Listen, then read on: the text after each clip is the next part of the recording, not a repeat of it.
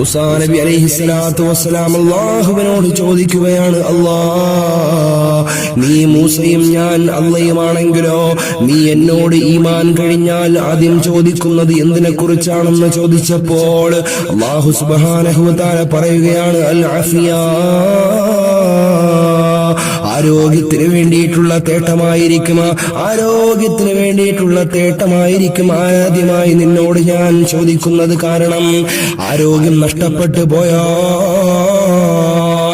സ്വന്തമായുള്ള ആവശ്യ നിർവഹണത്തിന് വേണ്ടി മറ്റൊരുത്തന്റെ മുന്നിലേക്ക് കടന്നു പോകേണ്ടി വരുന്ന സാഹചര്യം കടന്നു വന്നാൽ അത് വല്ലാത്ത ബുദ്ധിമുട്ട് സൃഷ്ടിക്കുന്നതാണ്.